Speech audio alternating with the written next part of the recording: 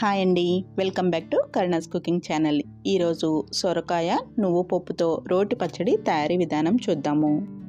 ఈ ఆనపకాయ రోటి పచ్చడి దోశల్లోకి ఇంకా వేడి అన్నంలోకి నెయ్యి వేసుకుని తింటే బాగుంటుంది.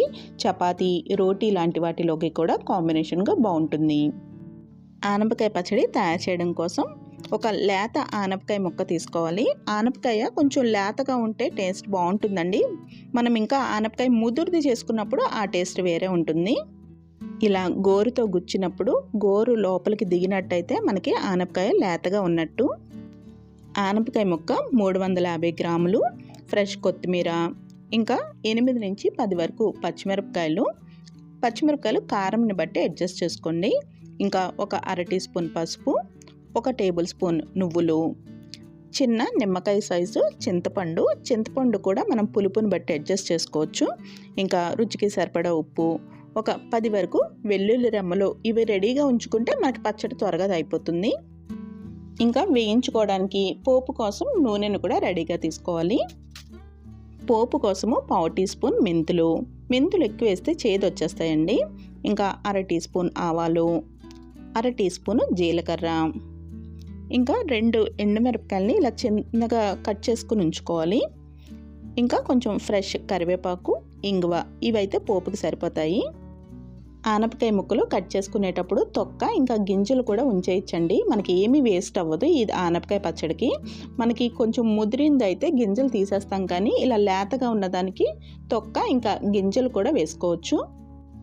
ఆనపకాయ ముక్కలు మరీ పెద్దవి కాకుండా మీడియం సైజ్ ముక్కలు కట్ చేసుకొని ఉంచుకోవాలి.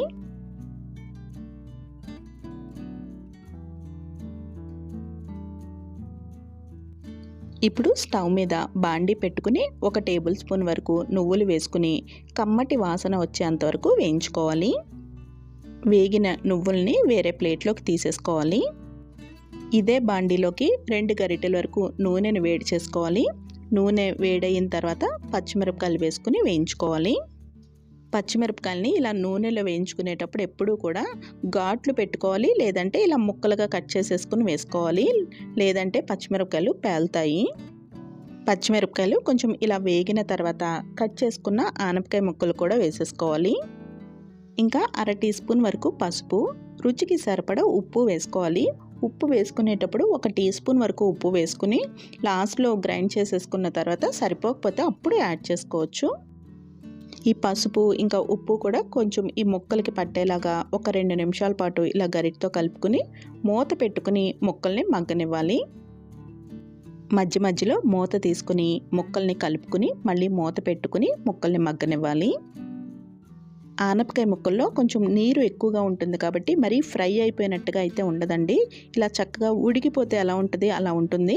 అలాగే ఇలా గరిటతో కొంచెం ఇలా కట్ చేసుకుంటే మనకి ఇలా కట్ అవుతుందన్నమాట. అప్పుడు మనకి ఆనపకాయ ముక్కలు చక్కగా ఉడికిపోయినట్టు. ఆనపకాయ ముక్కలు చక్కగా మగ్గిపోయిన తర్వాత స్టవ్ ఆఫ్ చేసేసుకుని దీనిలోకి కడిగిన చింతపండు ఇంకా ఒక 10 వరకు వెల్లుల్లి రెమ్మలు వేసుకోవాలి. ఒకసారి గరిటతో కలుపుకొని మూత పెట్టుకుంటే ఈ చింతపండు ఇంకా వెల్లుల్లి రెమ్మలు కొంచెం మెత్తబడతాయి. మనం గ్రైండ్ చేసుకున్నప్పుడు చక్కగా నలుగుతాయి. 3-4 నిమిషాల తర్వాత మూత తీసేసుకుని చల్లారనివ్వాలి. ఆనపకాయ ముక్కలు చల్లారిన తర్వాత మిక్సీ జార్లోకి వేసుకుని వేయించుకున్న నువ్వులు ఉన్నాయి కదా, వాటిని కూడా వేసేసుకుని గ్రైండ్ చేసుకోవాలి. రోటి పచ్చడి రోటిలో చేసుకుంటే టేస్ట్ ఇంకా బాగుంటుందండి. కానీ ఇప్పుడున్న బిజీ షెడ్యూల్లో రోటిలో చేసుకోలేకపోతే కనుక మిక్సీ జార్లో వేసుకుని గ్రైండ్ చేసుకునేటప్పుడు పల్స్ మోడ్లో తిప్పుకుంటే కచ్చా పచ్చాగా రోటిలో నూరుకున్నట్టు ఉంటుంది.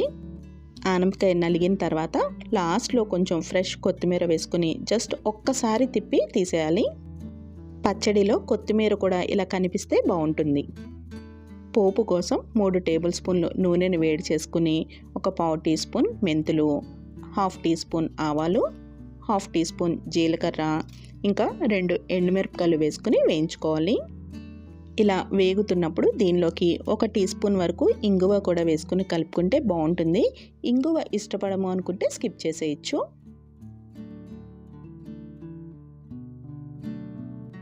ఎండుమిరపకాయలు దోరగా వేగిన తర్వాత స్టవ్ ఆఫ్ చేసేసుకోవాలి. ఇప్పుడు సేమ్ ప్యాన్లో కొంచెం కరివేపాకు కూడా వేసుకుని వేయించుకోవాలి. స్టవ్ ఆఫ్ చేసేసినా కానీ ప్యాన్కు ఉన్న వేడికి కరివేపాకు వేగిపోతుంది.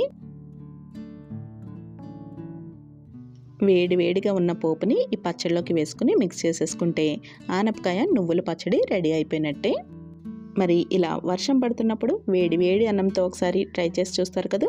మరి ఈ రెసిపీ మీకు నచ్చినట్టయితే కరుణాస్ కుకింగ్ ఛానల్ని సబ్స్క్రైబ్ చేసుకోవడం మర్చిపోకండి. Thank you for watching Karuna's cooking channel.